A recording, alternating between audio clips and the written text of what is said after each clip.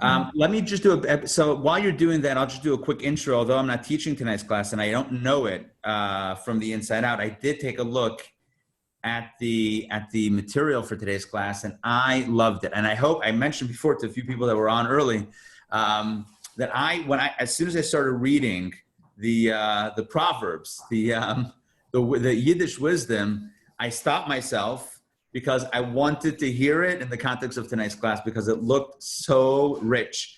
There's nothing like Yiddish aphorisms. There's nothing like the Yiddish sayings. And I'm not just hacking a chinik. Look at that. I'm not just saying it for the sake of saying it.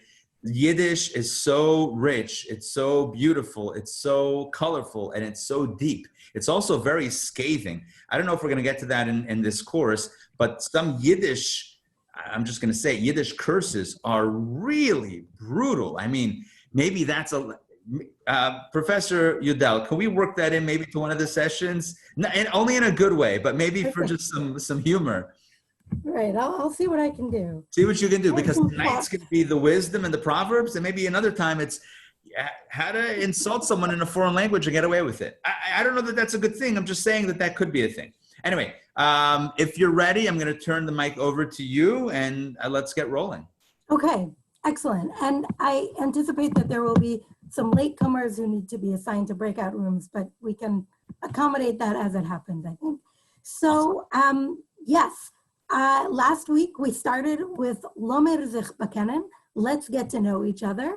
And I am creating all new materials for this course, at least I have been so far, in part because my first year Yiddish primer is in my office at Emory, where I have not been since about March 11th.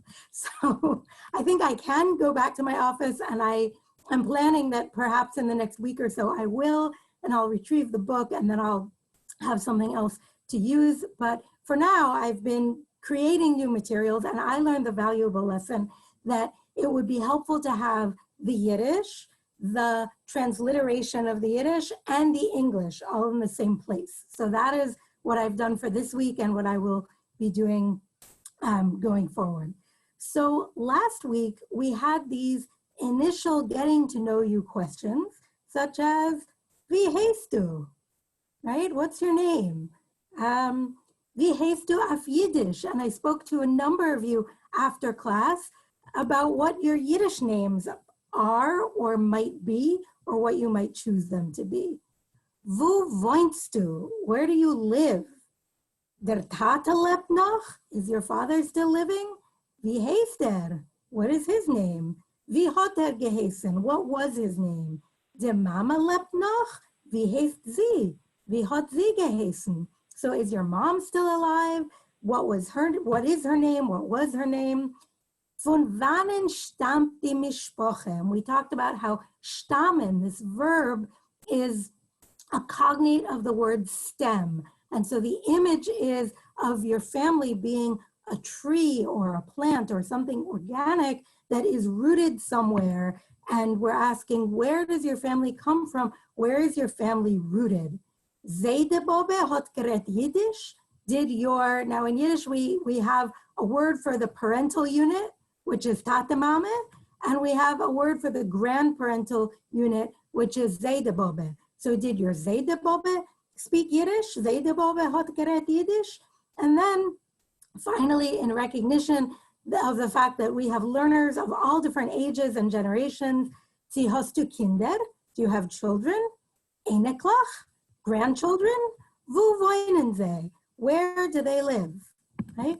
So we are going to come back to the greetings that I told you to take a look at for tonight.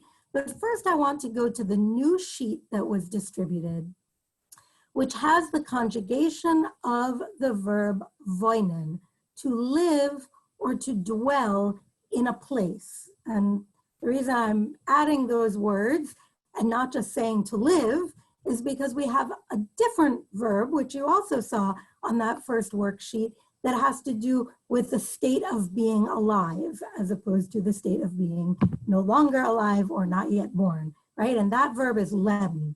So leben is to be alive, but wohnen is to live in a place.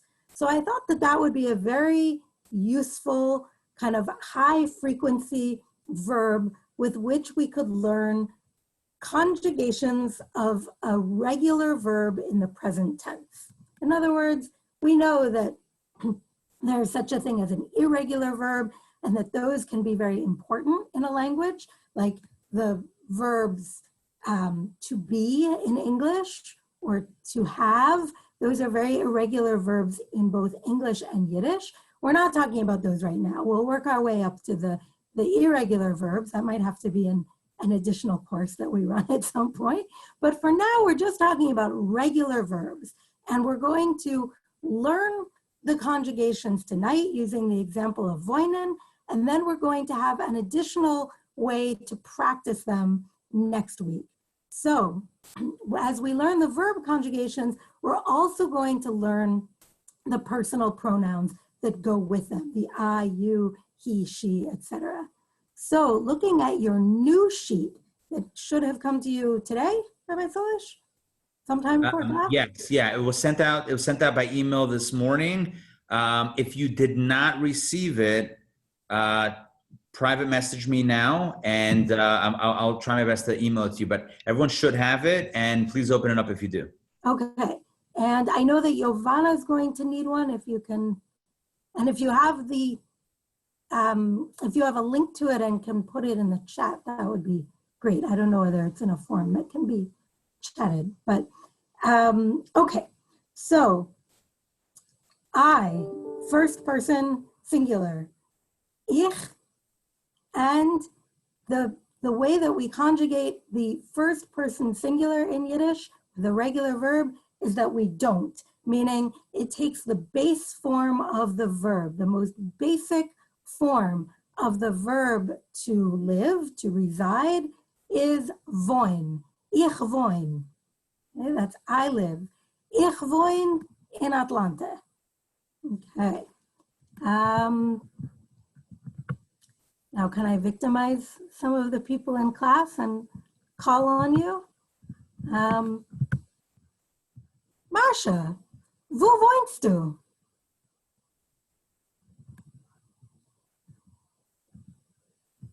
I've got to unmute you. Oh, you have to unmute yourself. Marsha, wo wohnst du? Du wohnst in Atlanta? Oh, yes, yes, yeah, Atlanta. So now I got it. Ich wohn. Ich wohn in Atlanta. Ich wohn in Atlanta. Sehr fein. Gut gesagt. Okay. Okay. Ich wohn in Atlanta. Jonathan, wie heißt du auf Yiddish?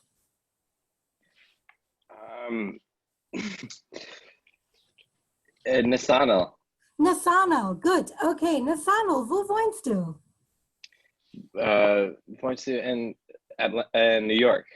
Used to be Atlanta. Du wohnst in New York? Okay. Ich wohnst New York? Ich wohn. Ich wohn. It's just a very basic form of the verb. Ich wohn. Ich wohn New York. In New York. Okay? In New York. Okay. Du wohnst in New York. Nathaniel, du wohnst in New York. Marsha, du wohnst in Atlanta. Yeah? So when we go to the do, the you form, then we're adding the sound of samech tes or st, st, at the end of the verb. Ich wohn, du wohnst. Yeah? Questions about this so far? Ich wohn, du wohnst. Okay, quick question. You said like was it I wohn in Atlanta? So in is not like in, or you could say it more like in, you could say it more like in. The E sound could be longer or shorter. There are regional variations, so I'm not going to worry about it. But in is in. The preposition is pretty much the same as English. Gittel. The samach tet, like you said, that's for the informal second person? Informal second person, you. Thank right? you. Okay. Gittel. Wo wohnst du, Gittel? You have to unmute yourself. Ich wohne in Frisco, Texas. In Frisco, Texas. Wow, I got lucky with that one. Okay. All right. Gittel. Wo wohnt Marcia? So now we get to our third person singular pronouns. We have for he, we have sie for she, and we have s for anything that's neuter. You could think of it as it, although it can sometimes actually be a person, which in English wouldn't be an it, but it's for neuter. So Marcia is a sie, yeah? Wo wohnt sie? Wo wohnt Marcia? Sie wohnt in Atlanta. Sie wohnt in Atlanta. Very fine. Okay. Giovanna, I'm going to pick on you because I know your name. Wo wohnt Nathanael? Wo wohnt, Nathanael? Wo wohnt Nathanael? Wo wohnt Oh, you're still muted. Du bist verstimmt. Sorry. Sie wohnt in, I missed the city. Oh, okay. Nathanael, now you can ask him, wo wohnst du? Nathanael, wo wohnst du? Ich wohne in Atlanta, in New York. Okay. Okay. Wo wohnt Wohnt in New York. Sehr fein. Genau. Wohnt in New York, Marcia wohnt in Atlanta und Gittel wohnt in Frisco, Texas. Yeah? Okay. So now we have first person, second person, and third person singular. Yeah? Frage wegen dem. Question. Yeah. Questions up to this point. I can't necessarily see you, so because there's so many screens. So just speak up if you have a question. We're good? Okay. Giovanna, Marcia, und ich, the three of us, wir wohnen in Atlanta. Yeah? Wir wohnen in Atlanta. We live in Atlanta. So now as we go to the plural, we're adding an ayin nun ending, an en at the end of that base form voin. So it becomes voinen. Wir wohnen in Atlanta. Yeah? Now we get to the pronoun that can either be you plural, which is y'all, for those of you who speak Southern, ustedes, French speakers, vous, Vous. I think, right? Okay, so it can either be you plural, or it can be a very respectful way of addressing one singular person. So in classic Hasidic cultures, one of the interesting things was that the Rebbe, the Hasidic leader, would have been addressed in the third person to show respect, but could also have been addressed with this pronoun ir, which is you all. One of the things that has always fascinated me is that in all kinds of traditional Jewish culture, whether Hasidic or Misnagdic or whatever it is, God, Gott, Gotten you, der Eibester, is always addressed with the familiar du.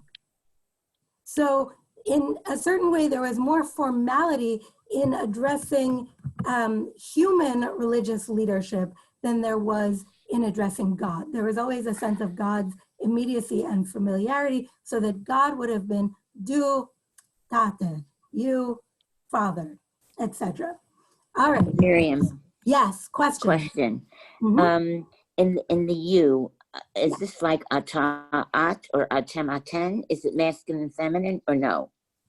So with ir can be like atem, aten, right? Okay. And there's no gender distinction for this pronoun. The only pronouns that have gender distinctions in Yiddish are the third person, singular and plural. Sie, es, and actually that's it, because in Like the who and plural he? that goes away. Like who or he? Who or Like he, he. right, right, Yes. exactly. Okay. All right. Um, Thank you. Sure. So now we're ready for the final pronoun in our chart, which we don't have a chart, but in our list, which is they. Wait, we did ihr, we did mir, we did ihr. Yep, we're ready for they. Okay, so they is they, and gender goes away. It's just plural, and it repeats the form of mir, so they wohnen. Yeah? Is there anyone else besides Nasano who lives in New York? Speak up, because I can't necessarily see you. Anyone else live in New York? Does anyone else live in Texas, as Gittel does? Any other Texans? No? All right. Do we have any geographic concentrations outside of Atlanta? No? All right. Ja, Where? Wo? ich woon in Los Angeles. Okay. Wer wohnt in Los Angeles? Who's that? Ich heiße Shtisel. Okay, Shana Zisel. Does anyone else live in Los Angeles? Sie wohnt in Los Angeles. Okay. Ich wohne in Los Angeles. Wer noch? Rachel? Yes. Rachel. Rachel und wie heißt die zweite? Shana Zisel? Shana Zisel und Rachel? Ja. That our Los Angeles contingent? Ja. Okay. All right.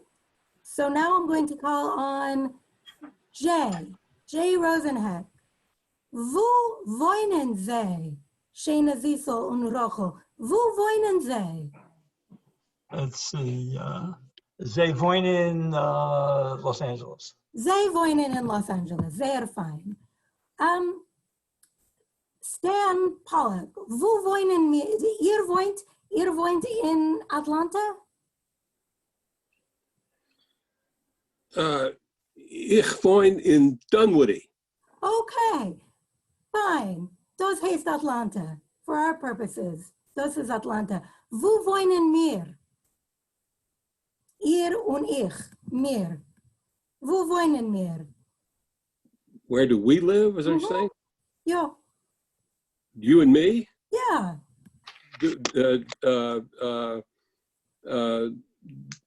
Du wohnst in Atlanta and ich wohne in Dunwoody. Okay, fine. So we'll make a distinction.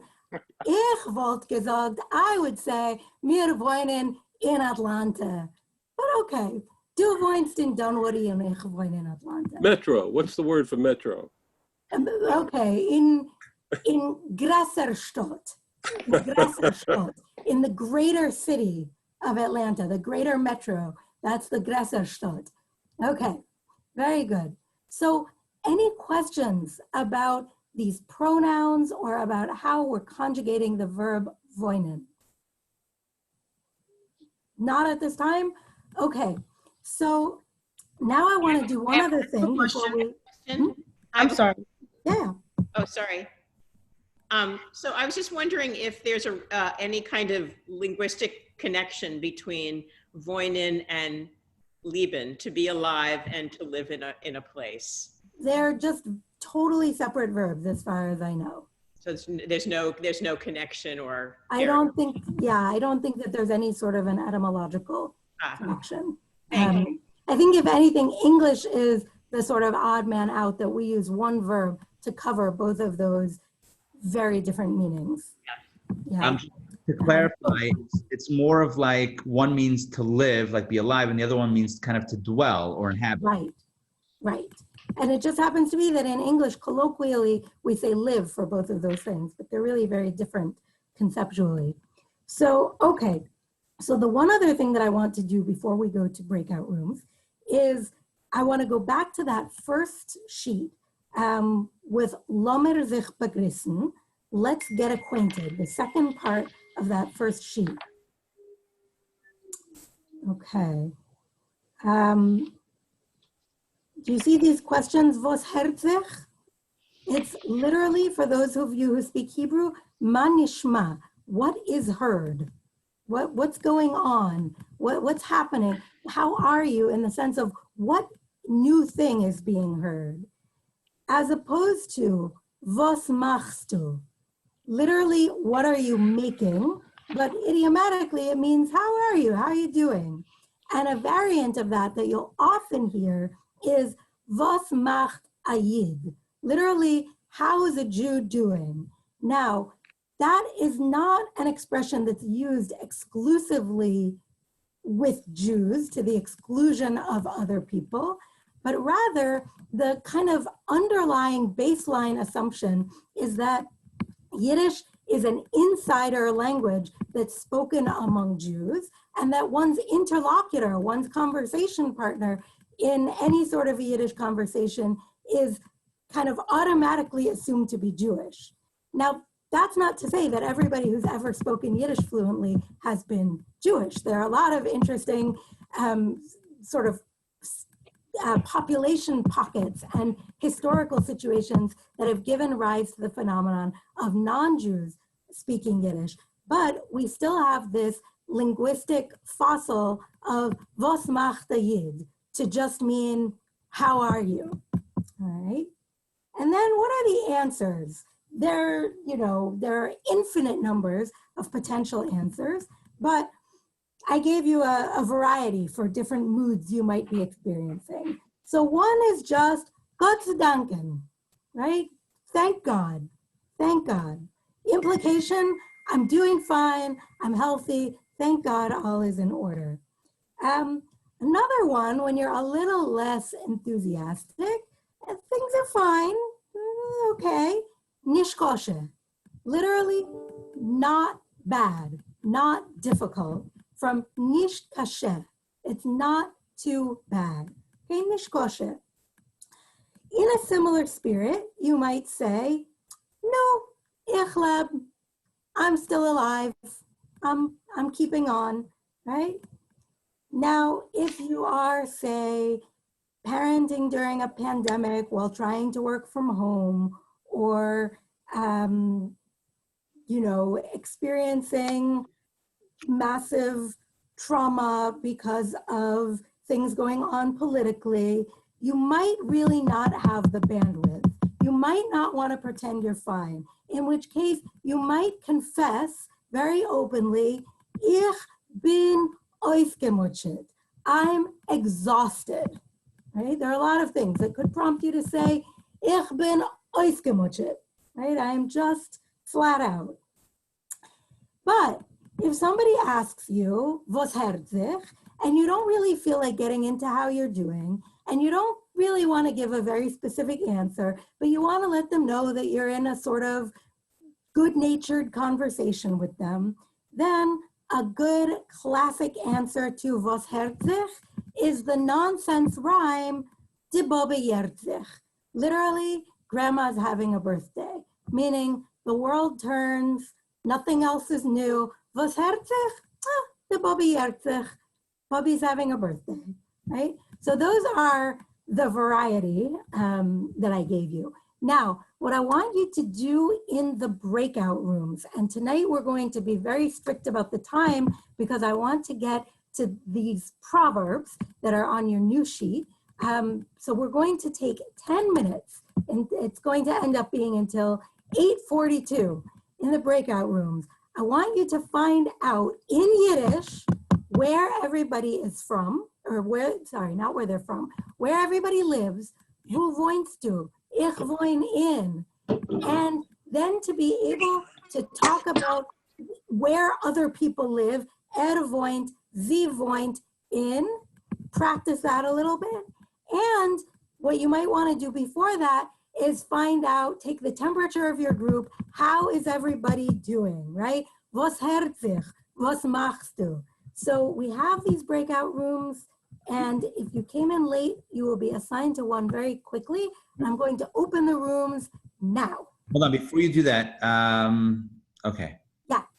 No, I stopped it. Okay, so right before you do that, I want to mention, because I heard some feedback last week. If you're in a breakout room, we don't.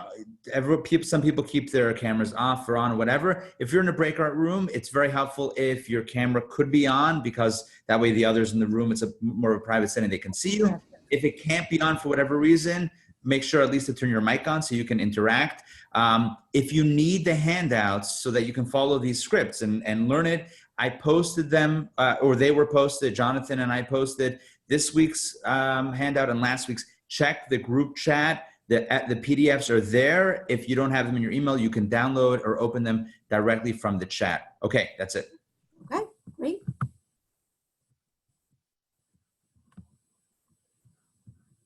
Okay, join the breakout. Okay.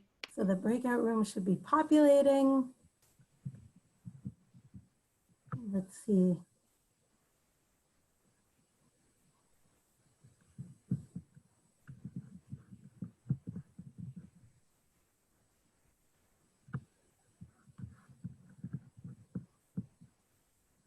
Rosita. Yes. Raisele. Raisele, yes. Ja. Ich hab nicht, con mi amiga Giovanna. okay, ich hab nicht das Papier von der Class in der E-Mail.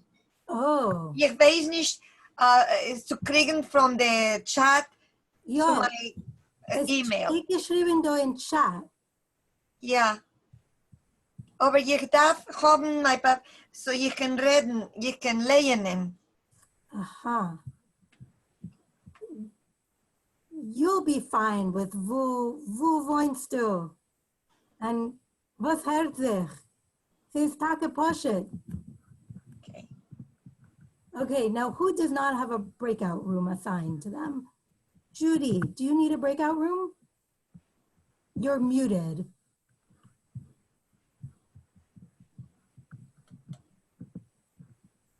Ah, okay, I see. Get you into a room. Okay. Breakout room 3. I think. Yeah, I'm just getting everyone assigned. I think maybe I will leave and, because I don't have the papers. Oh. I don't want not to have it.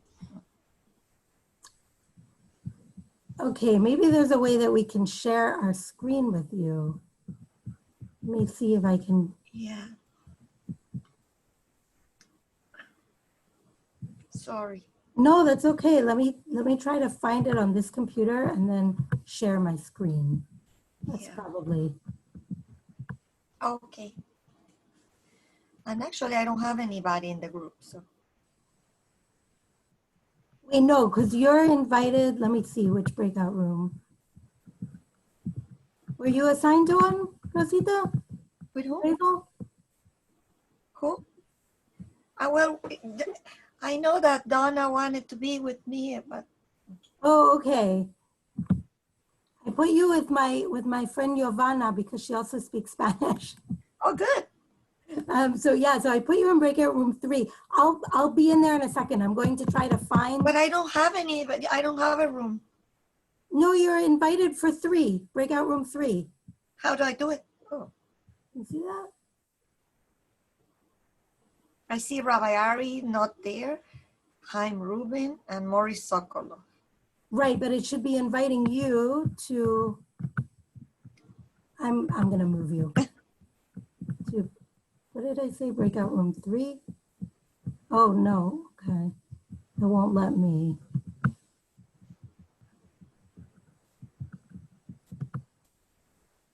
I don't have a room.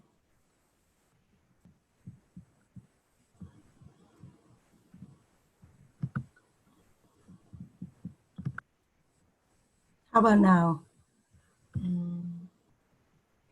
No, it's the same. Let me see. No, the same. What do I need to do? I need to do nothing, right? No, you have to click something and it tells you that you're invited.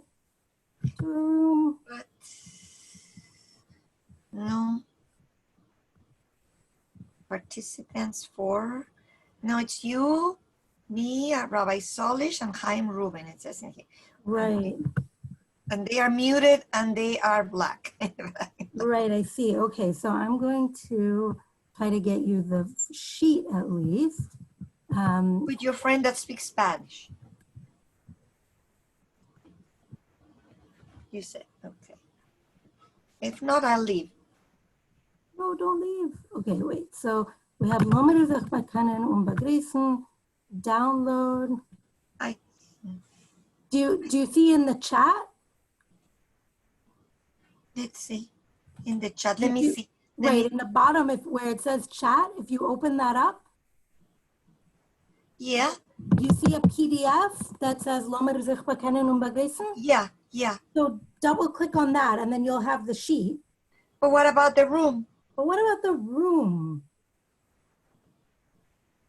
I don't know how to do all of this together, but I'll try. Usually it tells you that you're invited to join a room. I don't think I've been invited, so maybe I should. No, you go back are. up. I have it. I have the list here. You're invited to room number 3. Break rooms. Let me put join break room. Yeah. Maybe join break breakout room. Join Join the breakout room. Yep, yep. What does I?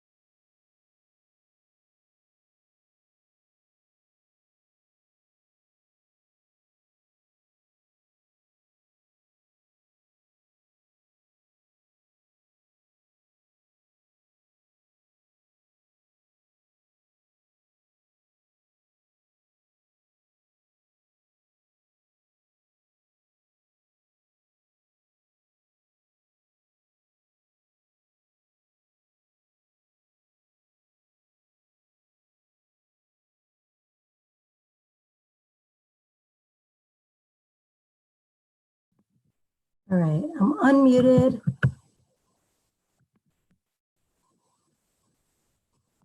Giving people a moment to make it back and giving my second screen a moment to boot up.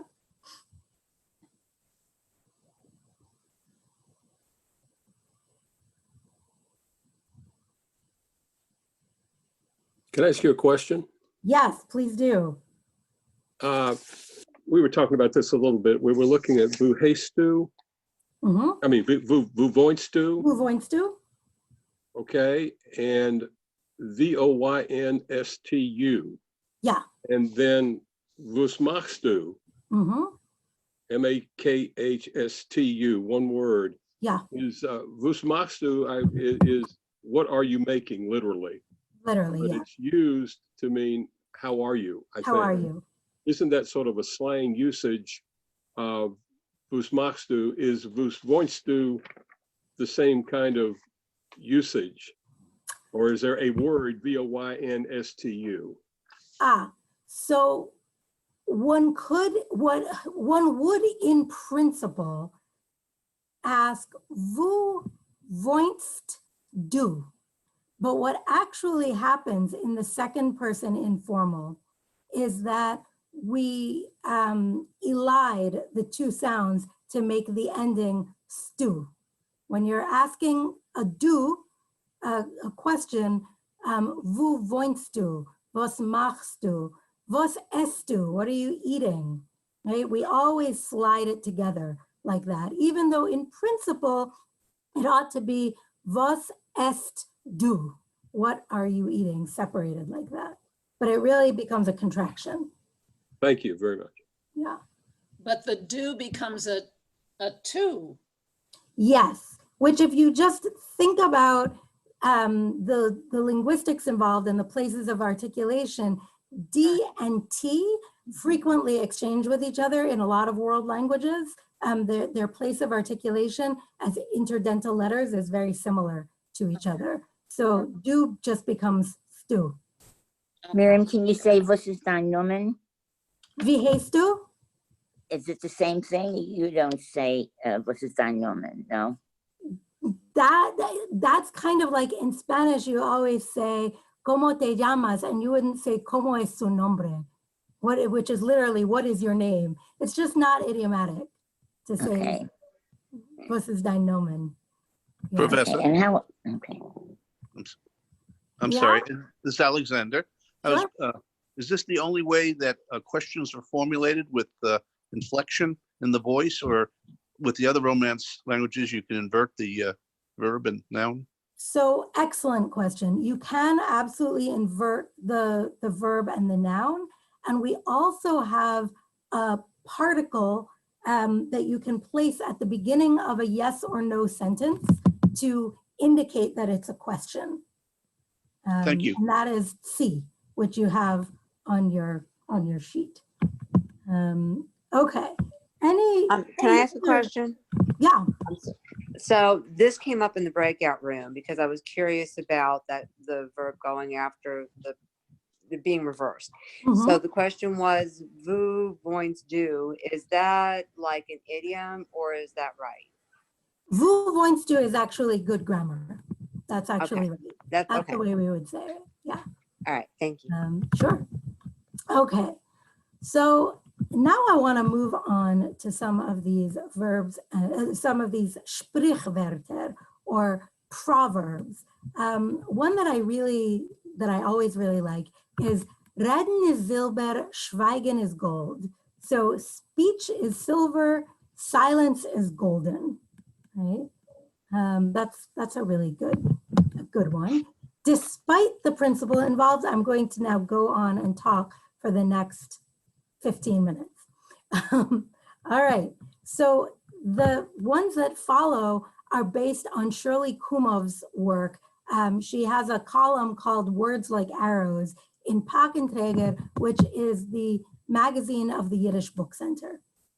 So one that I love is a guter Ausdruck macht a guten Eindruck. A good expression, literally, it's Eus is outward, ex, Druck is the verb for press.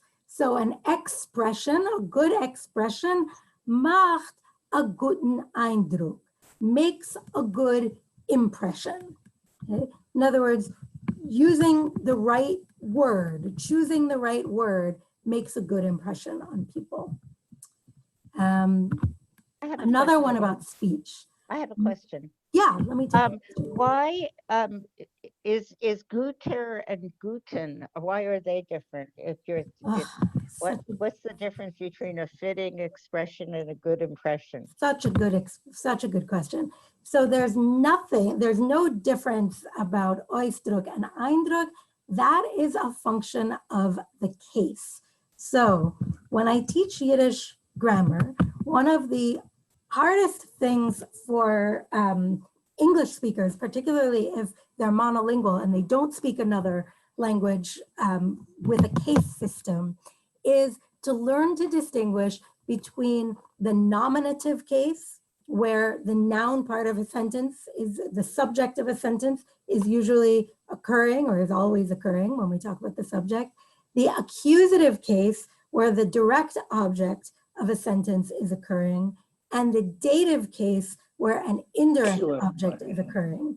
So I'm actually going to try to do a little bit with that in our next session.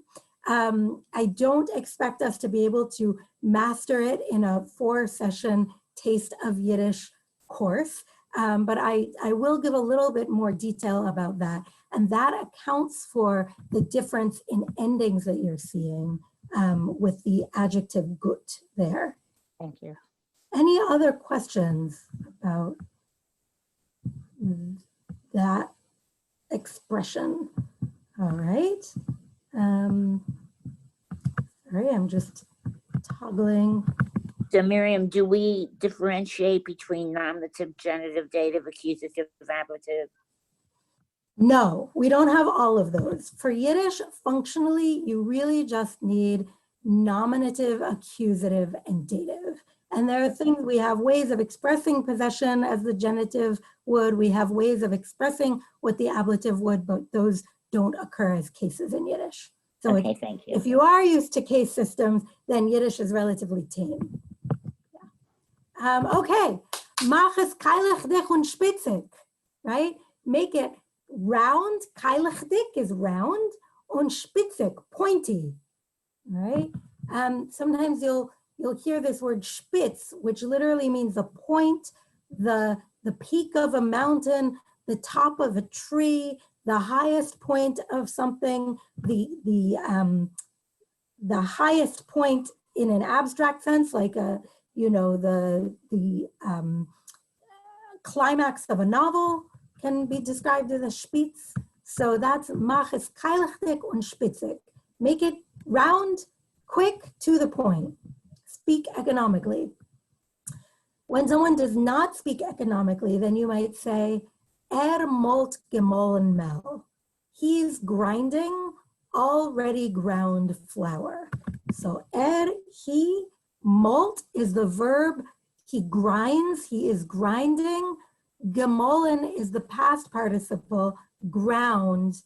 Mel is a cognate of meal, like cornmeal, oatmeal, right? That flours are a kind of meal. Frages wegen dem. Any questions? Okay. Somebody talks a lot. He tells stories that have already been told. You might additionally say, Die Meise hat schon a Bord. That story already has a beard. That story is already so old it grew a beard, right? Okay, more on the power of words. A patch vergeht, a Wort besteht. This is kind of old parenting philosophy. I don't think that we really embrace this anymore as a prescription for parenting, but it's still a useful expression that, there are certain ways of hurting people that they actually get over, whereas an ill word really sticks around and gets under people's skin and is retained. So a patch vergeht, a slap is forgotten. But a word, bashtet, it lasts, it stands, right? So choose your words carefully. All right, the sentiment here is the grass is always greener on the other side. Geschmack is der Fisch auf jenem's Tisch. So Geschmack is der Fisch, tasty is the fish, auf jenem's Tisch. Jenem is that other one, that other guy, the other person. So the other person's table, the fish on their table is tastier. And that's the sentiment of the grass is always greener on the other side. Frages bis aher, any questions up to this point? Okay.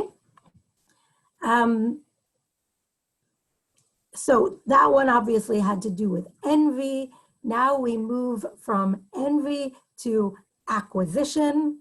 Besser a kosherer groschen, eider a trefener gilden. Better to have a kosher groschen, which is a smaller unit of currency, a penny, eider a trefener gilden. Better a kosher penny than a treif, unkosher, illegitimate, ill-gotten nickel or larger unit of currency. Okay? It's better to have less, but have gotten it, to have come by it honestly, than to have more dishonestly. That said, we need something fun and indulgent. So this is the spirit of going whole hog into something. If you're going to do something, you've got to do it all the way. And that is, as men est chazer, soll schon rinnen über der Bord. Once you're eating pig, then you should let it run down your beard. Meaning you don't do half measures, you're in for a penny, in for a pound. Not that this class is endorsing eating pork, but if you do, or anything that's, similarly indulgent, don't try, when you go after, in a post-COVID world, when you go for your first massage or spa day, don't do the 10-minute express massage. Make sure you really do it up. All right. I have another question. Yes. Is Chazer here the same as like Chazerai, that my mother used to call like junk food? Yes, perfect. So Chazer literally means pork, and it comes to mean junk, any sort of junk. So Chazerai can be junk food. That's a very common usage in Jewish homes, that Chazerai is like junk food, but it can also just be all that worthless junk, whatever it is, not in a food context, could be chazerai. Yeah. All right. Now, to bring us back from the brink of all of that indulgence with the eating of pork, we have to remind ourselves that der derech hayosher is allemal kosher, that literally the path of righteousness is always kosher, meaning even if it seems like you're losing money or you are putting yourself at some sort of disadvantage through your moral and ethical scruples, you should stick to them anyway, because der derech hayosher is allemal kosher. That's the right way to do things. And finally, we have this lovely sentiment that Torah is the best chayre, that Torah is the best merchandise, that people don't necessarily become wealthy by peddling Torah, but nevertheless, it is the best product on the market. Torah is the best chayre. So I'm going to leave it there. And okay, I see there are some comments. I have some chat comments to catch up with. Beating a dead horse. What do you mean, Sonia? Oh, Sonia, you're muted. Du bist verstimmt. Sorry. That thing about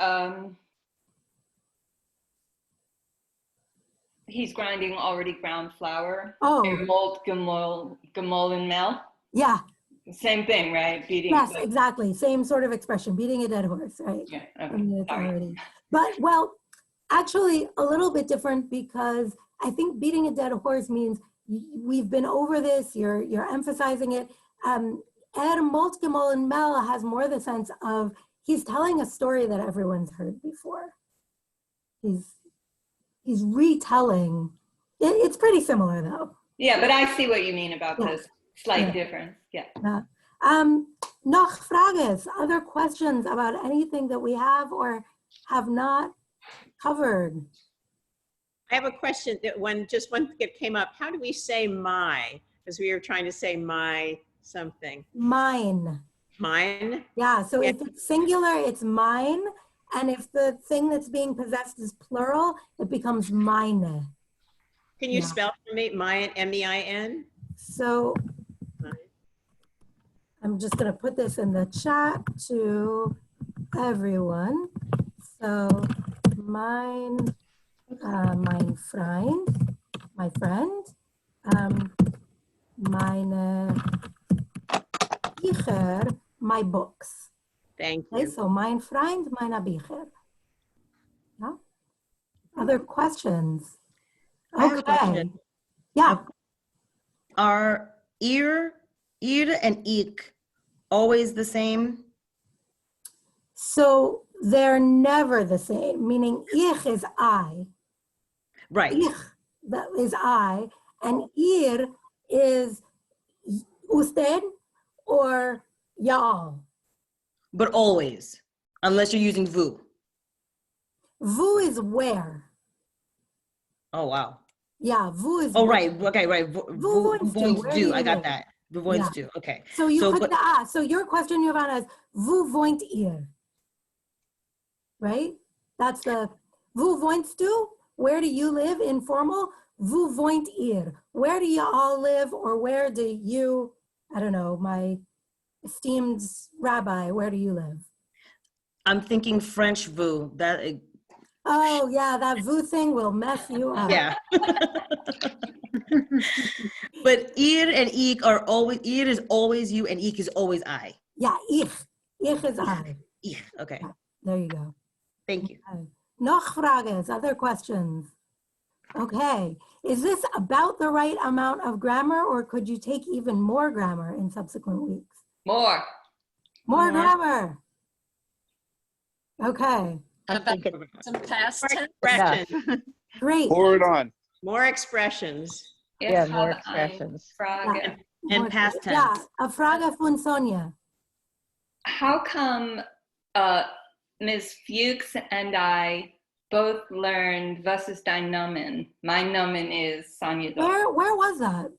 Kinderschule I mean, geographically where? in Long Island Oh, really? Okay. from Fischl and David. Okay, well, if you learn from them, then it's right. Yeah, but what's weird is that that's what my grandparents and my mom said too. I don't know if it's wrong or regional or out of fashion. So they would say, was ist dein Nomen or wie ist dein Nomen?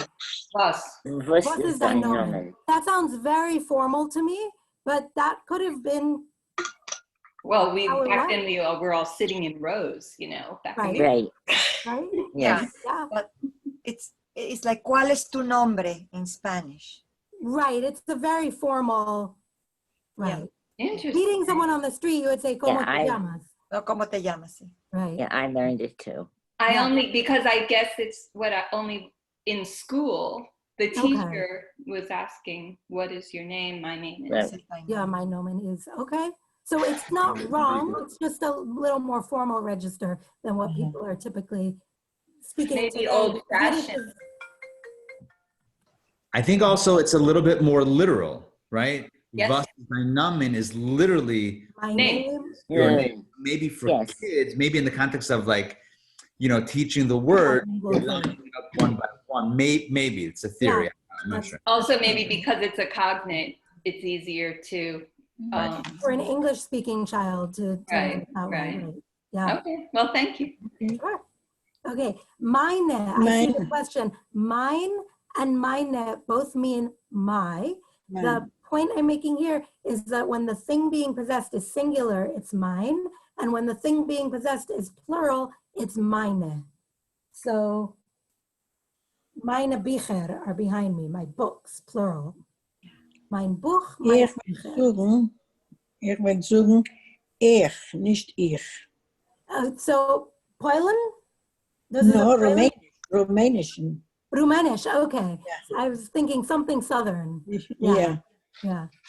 I said last week, there are going to be a lot of regional variations in Accents. pronunciation. I have a question. Do nouns have sex? Yes, every noun has a gender. Okay.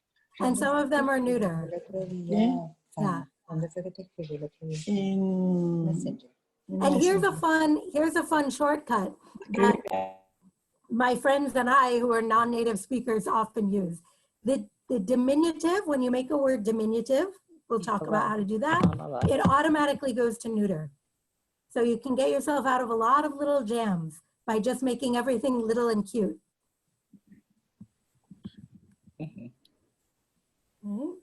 Okay, so class is formally dismissed now. Anyone can log off.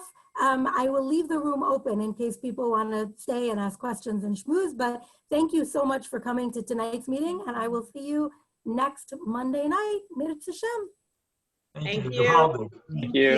Thank you. Thank you all. Thank you very much. Thank you so much. Thank you. Thank you, guys. Those who wish to stay, please stay. Good night. Good night. Night. Gute Nacht. Seid gesund. Good night. Night, Okay, Adele. bye, Donna. Bye. Bye, Rosita. Bye, Donna. Bye. Good Nacht. Rosita learned how to use breakout rooms.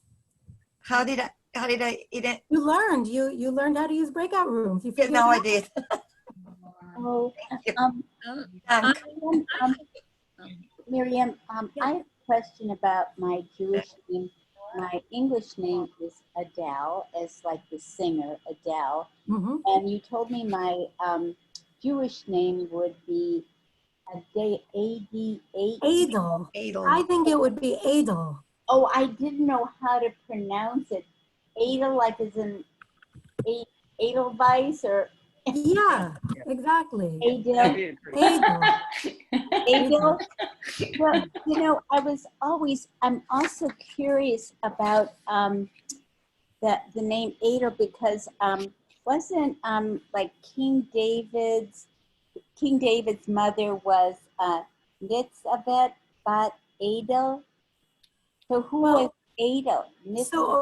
So that's different. So there we're talking about Hebrew, but Adel is a Germanic word meaning refined or gentle, like a gentlewoman. Yeah. Yeah. But so that I still would have to research then, I guess, Nitzabet bat Adel as King David's mother. Maybe it's giving Adel. Right. Right. Okay. But anyhow, well, thank you. Most Adels and Adelas that I know in the Jewish community, the name came from Adel. I am Adela. Ich bin Adela. Abella? Adela. Adela. Adela. Oh. Adela. Okay. Adela. Rosa Adela. Rosa Adela? Yes, Adela. Oh, yeah. Wonderful. I'm glad for that connection. Yeah. Rosa Adela. Oh. Adela. Frages. Anyone else have questions? I'd like to ask Miriam about my Yiddish name. Yeah. Laura is my English name. Yeah. Are you aware of having a Hebrew name? Is there one that you? Well, I think it was Leah. Leah. Yeah. So that's your Yiddish name. So that would be okay. So you can give it a fun, regional, affectionate ending like Leachke. Yeah. Right? You could be Leila or Leachke or Leinu. Yeah. But you're Leah probably. Yeah, I guess that's it. Yeah. Okay, thank you. I really like Leachke. Miriam, It's Marcia. I found something that I just had to show you really quick. I was studying calligraphy, basic calligraphy. And in order to get through the class, I used all Yiddish words just to make it funny. Okay. And I found this journal. It's pretty old, but read all kinds of words. Some were from the words with arrows, so they were a little, more fun words and a little pointed, as you know. Okay. So I had that. So now you have to whole write thing out. that Now you have to write out some of the expressions, the Shprikhverter I know. tonight. I'm going to do that. I got all the pens out again and found the journal. Fantastic. Okay. I have a question for the rabbi. Rabbi, did you get the connection to Frisco, Texas? Yes, I did. Yeah. Okay. By the way, I already communicated with Rabbi Mendy. Just so you know, Judith, who's from Frisco, Texas, she is connected with my brother-in-law, my wife Leah Chkez. Well, Leah's not anymore. brother, Mendy, Rabbi Mendy, is out in Frisco, the Frisco kid. So along with his wife, and Judith is also in Frisco, and they're connected, and now we're connected. So it's pretty incredible. Okay. Well, the connection was through my friend Susan Stroud, who told me she takes your classes. And then I met your mother a couple of times. And then I met your wife at the Torah dedication. Yes. That we had at the end of February. Yeah. You met my mother-in-law, my wife's mother. I'm sorry. Yes, I met your mother-in-law. And then I met your wife. She came to the Torah dedication. We had the end of February. Yeah. Amazing. Frages? Small world. Yeah. Yeah.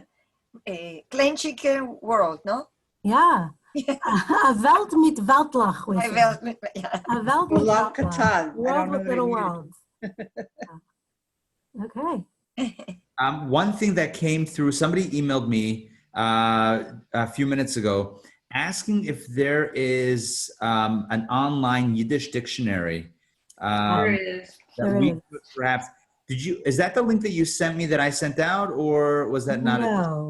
No, there's a really good online Yiddish dictionary. I think you have something like 25 or 50 words a month that you can look up for free. Okay. There's also saying in Yiddish, but this is a little more comprehensive than that. Is this something where you can type in a word and it pops up like Google Translate will translate to Yiddish as well. That's a good idea. Yeah. Tell me again, what will translate?